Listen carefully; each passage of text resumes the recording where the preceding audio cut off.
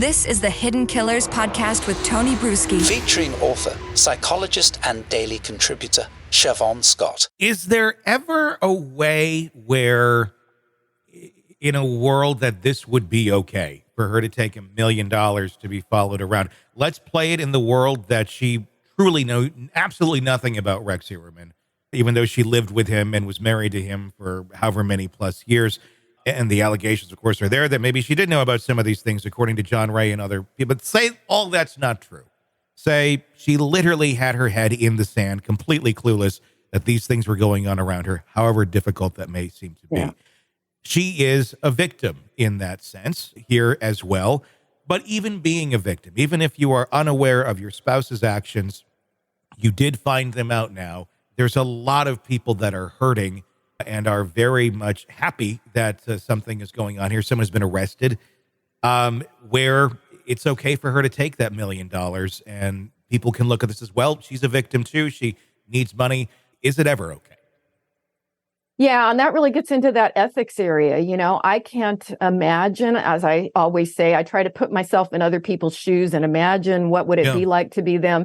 And I guess if she's not looking at any sort of future where she can work and support herself and help her children, which is certainly possible that she may not be employable at this point, you know, and may never be, I guess it makes sense on that level. But it's just still kind of morally repugnant. And I think most people would be looking for other solutions other than taking $1 million, which in truth, depending on perspective, is not all that much money. It would buy you about a quarter of a house in certain parts of California, you know, so, you know, it's not like she's got the 200 million and is going to be rolling in dough forever. But yeah, a case could be made that the lady does not function really well. She's never going to be able to support herself and she's just desperate. So, well, we did see also in this, and it makes me wonder about her own counsel that she's hired, that they will be profiting handsomely from this as well. Yeah. I believe in the terms of hundreds of thousands of dollars. Yeah, $400,000 to her attorney, I believe, is what I read, and $200,000 to the kid's attorney. They have an attorney. That leaves $400,000 left for Asa. Is that? No, that was in addition to her million. In addition to the million. In addition. Oh, okay. Yeah. I thought it was all coming out of that same pot. Right. So that made me concerned as well, you know, because she's probably taking advice and that, you know, again, where are the ethics when you throw money around? And there are ethics that are involved. There's laws even that are involved in things like this. The name of the law escapes me at this moment in time, but it's the same way O.J. Simpson couldn't profit off of a book, which he attempted to do years ago. It's that same sort of principle. Granted, Asa is a separate individual than Rex Heuermann, but what is stopping her from taking this $1 million and funding his defense? I'm assuming that's where probably a lot of it, at least in their mind right now, is intending to go. Does that not violate something? I maybe I'm wrong. Yeah, it seems like there's a gap in the law that, yes, it's wonderful that a convicted murderer can't write a book and then make millions off the book, but the spouse can, you know, so it doesn't feel right. It all feels icky, to say the least. I mean, it's one of those you look at it and like, well, maybe after this is all done, if you want to tell your story, cool. I'm sure there'd be an opportunity for it. But in the middle of all of this. In the middle of it, it's so sensational. Of course, it's going to get a lot of attention. And I'm sure the Peacock Network is going to profit from it. But that just gives it another layer of ick.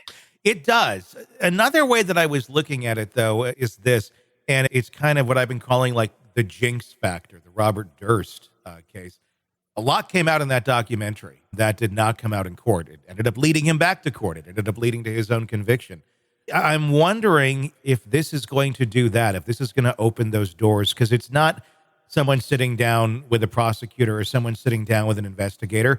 It's at home. It's the Peacock camera crew. What could possibly go wrong? I'm wondering if investigators are kind of salivating at this to a certain extent, going, yeah, you go do that. And then we're going to subpoena all of your footage. And not just what makes it on camera, because I'm sure there's agreements saying, I would hope there'll be agreements with them stating this is the angle we're taking it, period. Right. You can't steer us that way. But the cutting room floor, everything that's there, Yes. that could be very interesting. And if she does not play her cards right, I mean, this could be very damning for her at the same time.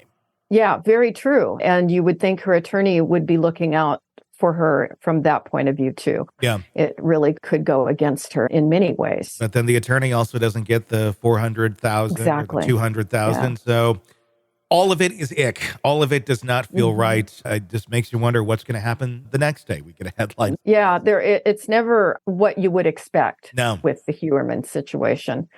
Yeah, a lot of strange things just layered on strange things. Without a doubt. Sick of the ads? We are too. Start listening with no commercials now and get access to all of our episodes in advance of everyone else. Become a True Crime Today Premium Plus subscriber on Apple Podcasts. Search True Crime Today Premium Plus on Apple Podcasts or go to our podcast page and sign up now. True Crime Today Premium Plus. Sign up now.